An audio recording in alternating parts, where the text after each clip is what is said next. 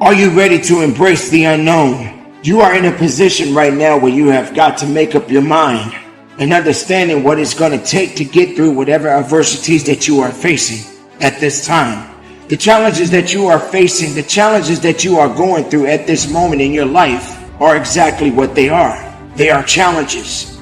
And each challenge plays a significant role in your life. You get yourself in a position where you start to doubt yourself. You have no faith. You don't trust what's coming next. But there is nothing that could come out of this if you don't have the faith and the capabilities of pushing forward. At this point in your life, you're starting to think more about the impossible rather than the possible.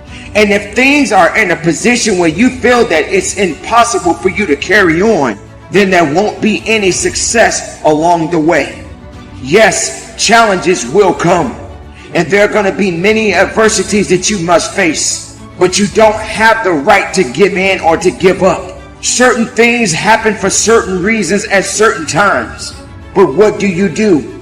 Do you continue to push forward, or do you decide to give up? If you're focusing more on the impossible, then the impossible will consume you and take everything from you. Everything is not going to go the way you want it to go. You have to understand that the struggle must happen. Weakness will come. And all of these things that you are enduring right now in your life is just going to teach you rather than necessarily break you. You don't have to give in to these circumstances, but you can learn from them. You can give it what it needs, but don't give in to the weakness and the satisfaction of giving up. There is nothing that can come of this. See, if you wake up every day and you say you're not a morning person, you're doing a serious disservice to yourself, because your attitude determines your altitude. A lot of your mornings start off bad because you've taken claim that you're not a morning person. Why would you not be a morning person when the whole goal is to wake up every morning? That's your goal, is to wake up every morning. You got to be a morning person. Here's what happened. I was selling Amway. I got into Amway. Amway taught me a lot about positive attitudes. First self-help books I read. And this guy was a sponsor of mine. He lived in Rochester, New York. His name was John Walker. And I was laid off, man. Got laid off from Ford Motor Company. I'm 22 years old. And I'm sleeping. And he would call every morning. And I'd pick up the phone. Hello? Steve, how you doing? John Walker, man. How's he doing? Having a great day today, man. Great to be alive. What are you doing? I said, man, I'm asleep. He just hang up. Next morning. Hello. 5:30, 6 o'clock. Hello? Steve, John Walker, man. How you doing? Hope you have a great day, man. Love talking to you. You okay?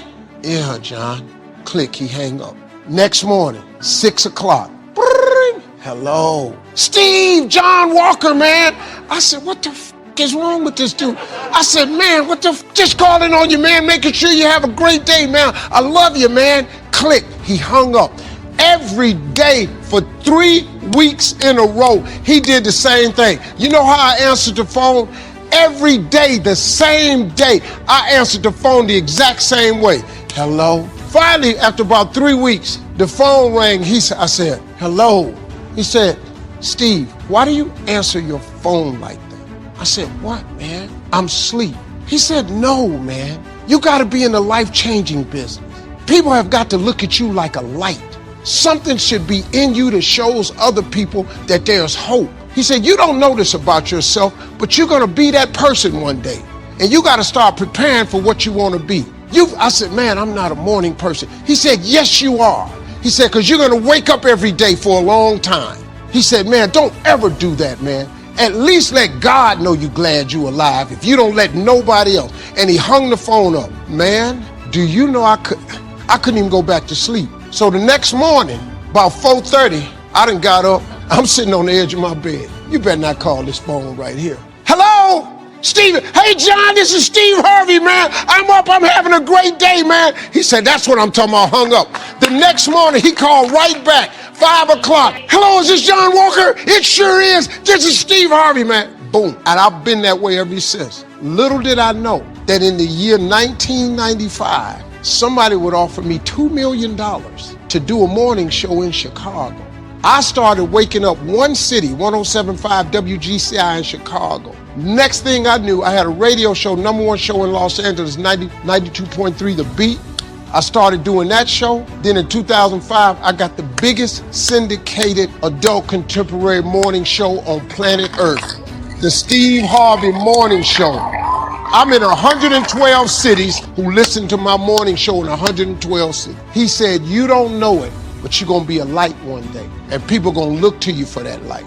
At 22 years old, completely changed my life. And ever since then, I've been a morning person. You did? I wake up every morning the same way. I can't wait to wake. Me and my wife get up. Me and Margie wake up every morning at the latest 6. We're sleeping late till 6. Usually it's 5:30. We have coffee because nobody's up. And me and my wife sit in front of fireplaces. We sip coffee. We go out by the pool. We drink coffee because we set our day up. Blame. All of us have blamed others for our troubles from time to time. In fact, the tendency to blame someone or something goes back a long way. When there were only 2 people on earth, it wasn't long before they started blaming. The man said, "It was the woman. She got me into this." And the woman blamed the serpent. Blame seems to be one of those negative tendencies that just comes naturally, the ego striving to defend itself. I told Mr. Show that my problem was everything costs too much. However, he soon set me straight on that by saying, "Mr. Rohn, that is not the problem. You can't afford it. It's not it. If you keep dealing in it's, you will always be broke, unhappy, and disillusioned because you will never have enough. Don't deal in it. Deal in you." When I finally learned to change my thinking from it to me, I changed my whole life. What a life-changing experience to finally meet someone who doesn't hesitate to put it on you or on your tendency to indulge in blame or procrastination.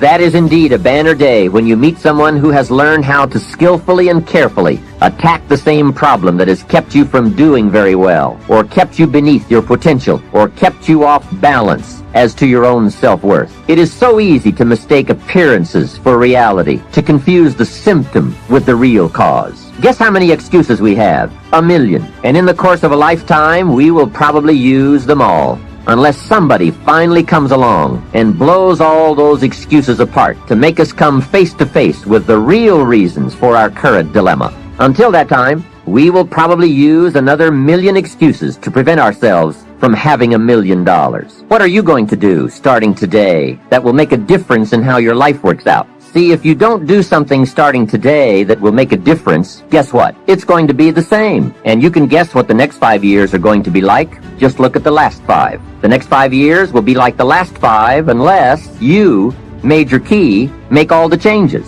Now here's another key question. What can you do starting today that will make a difference? That's a good question. What can you do? What can you do with economic chaos? What can you do with massive disappointment when it's all gone wrong? What can you do when it won't work, when you've run out of money, when you don't feel well, and it's all gone sour? What can you do? Well, let me give you the broad answer first. Here's what you can do. You can do the most remarkable things, no matter what happens.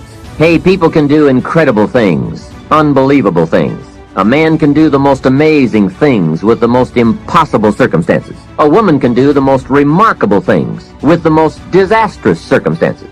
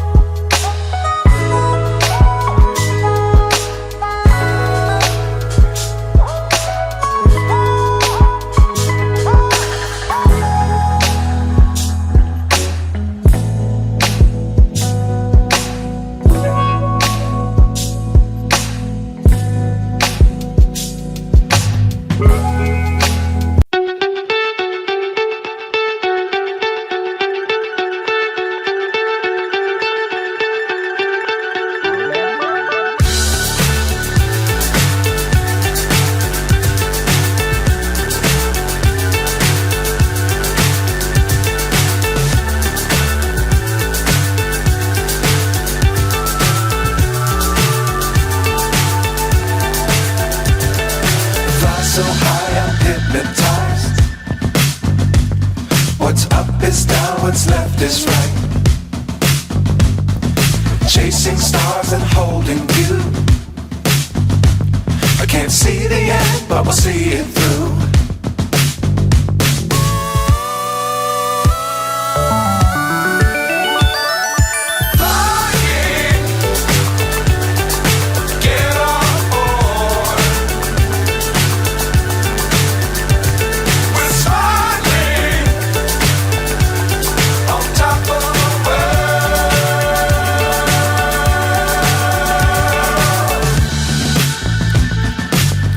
Times don't fly too high.